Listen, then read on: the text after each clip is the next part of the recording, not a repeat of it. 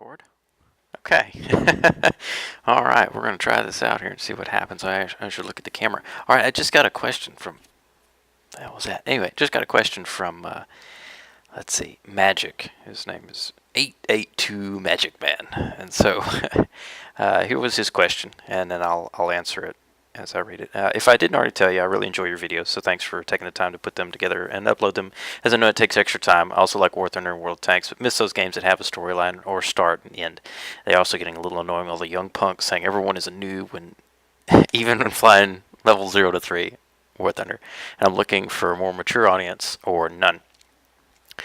First off, I gotta say thanks. I enjoy making the videos. They're lots of fun, and it's as much fun to make them as it is to actually play them. So it's pretty cool, and it's fun that everyone really enjoys them. So I appreciate that, and for everyone else out there that watches the films. And likes and comments and subscribes and does that stuff. And if y'all can get that information out there, because essentially I've said it before and I'll say it again. This isn't monetized. I'm not after it for the money, the glory. That stuff is cool, but it's not why I do it. I do it so that I can generate more for the game, because I want there to be more players, because I enjoy the fights and I want this game to be around for another 13 years. Yeah, Lord willing. And so he goes on to say, I assume it's a he. I would Magicman. Anyway, he goes, what other flying games can you recommend set in the World War II era that aren't MMOs?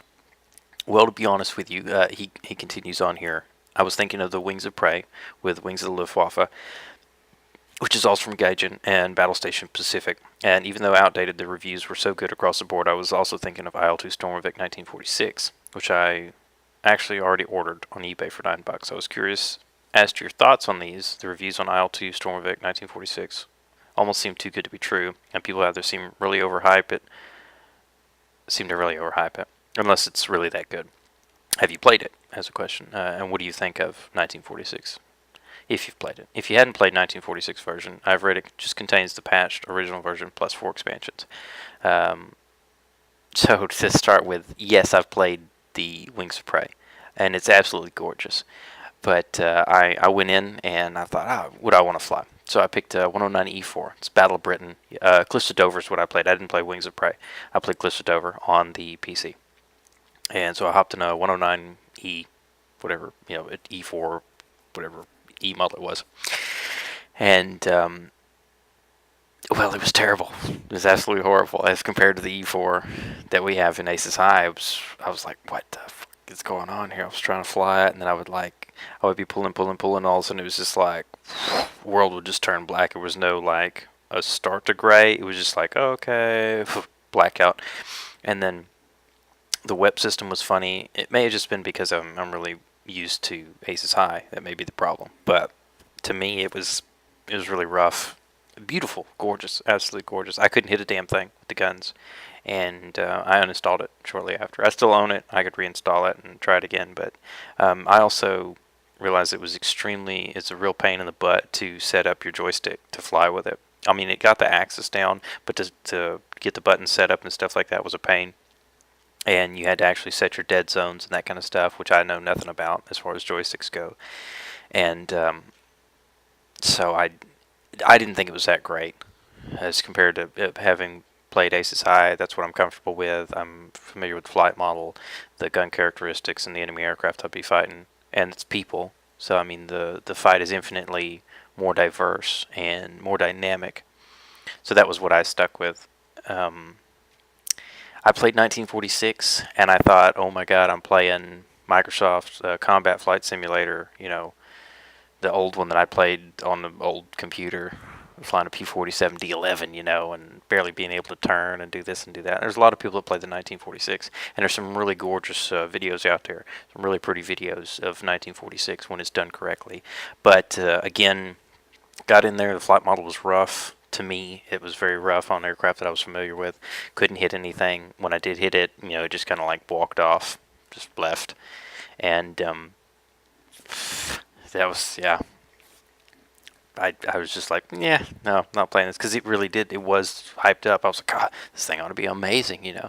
And I got in there, and because I wanted something I could play as a single player, you know, if I wasn't connected to the internet, you know, just have it downloaded on the computer and then fly something and shoot at stuff.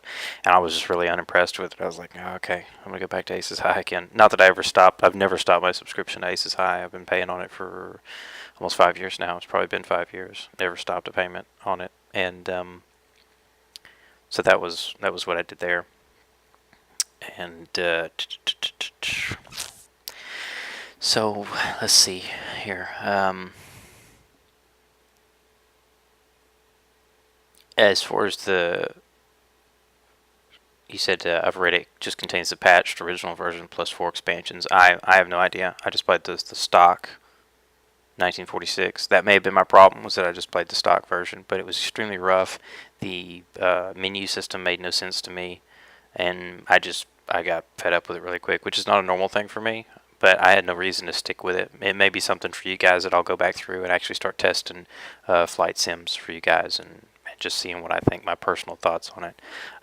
Obviously, take everything that I say at a grain of salt. You know, I know you can get 1946 and some of these other games for fairly cheap on Steam, and I mean, hell, you can give it a shot. I think it's like, let me tell you what, I'll look it up right now. Let me get on Steam here, and I'll look it up right now. Let's see, library. I do have 1946 on here. I played it. I played it for 8 minutes. Here's Cliffs of Dover. I played 80 minutes.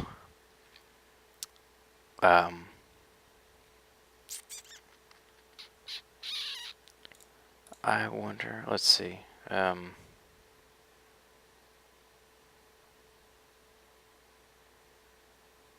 View news, maybe.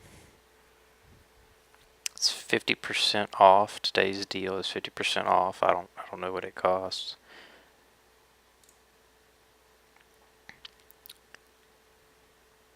It says 5 games in 1. So the signature collection is what it says. So I'm assuming that it's hold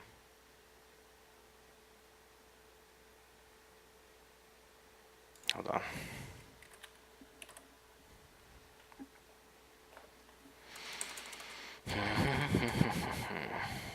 Aisle 2. Okay, there's Cliffs of Dover for $19.99. So I mean, you're talking $20 there. And I'm sure that 1946 is even cheaper, to be honest with you. I don't know. Just to be honest with you, I wasn't very impressed with it. So obviously I played it for 8 minutes. And then I played 80 on Cliffs of Dover. So I gave that one a pretty good shot. It's very beautiful. The cockpit internals, I'm talking just gorgeous. But gorgeous flight models, just like in War Thunder, don't compare to good. I say the outside, you know, it looks really pretty, but it flies like garbage. That's War Thunder, to me, personally. I mean, you fly around with a mouse. It's built for the mouse user. They knew what they were doing when they built it, and they built it for a mouse user. So, continuing on, other than those are the ones, to be honest with you. I mean, there's some sims out there, but like they're legitimate flight sims as far as I know. Well, actually, not even in the World War II area. That's pretty much what you got. You got Wings of Prey. I don't know that expansion Wings of the Luftwaffe, to be honest with you. I just know Cliffs of Dover, and then I think there's just the Wings of Prey. Battle Station Pacific, don't even do it. I thought the same thing. Straight garbage. It's like a knockoff World of Warplanes thing, and it's terrible. You'd do a lot better if you wanted to play, you know, something involving like the Pacific. Just go Silent Hunter 4. You mod the hell out of that bitch, and yeah, Silent Hunter 4 will give you way more enjoyment than Battle Station Pacific ever would. Tank/armor warfare PC games that are not MMO. There's like some simulators out there. There's M1 Abram simulator. There's T-72 simulator, but they're legit tank simulators. and I don't think that they have much of a single player component. I think it's just kind of like, hey, one day if the world ends, I can, I know how to start it in one Abrams. Other than that, I couldn't tell you anything. I'm sure that a good place to look is where you found me at, is YouTube, and yeah, that's what I'd give it a shot.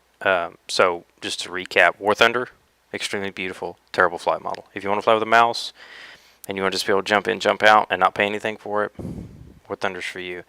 But if you want an actual flight sim with legitimate players who know what the hell they're doing, Aces High is where it's at. There isn't another game like it, hands down. I've played them. I've been there. Rise of Flight's the only thing remotely close, and it's from World War One. There's nothing like Aces High out there. The other two games, Fighter Ace and Air Warrior, dead, gone. EA killed one, and I think Time killed the other one. And the only thing that's going to keep Aces High around is if we, as players, pony up some cash and pay them $15 a month, which is not bad as compared to some of the other games. $15 a month is pretty much the standard. I paid $16.02. It's tax for fucking Texas or some shit like that, but $16 a month for a video game, if you can cash it, if you can shell it out, live with it.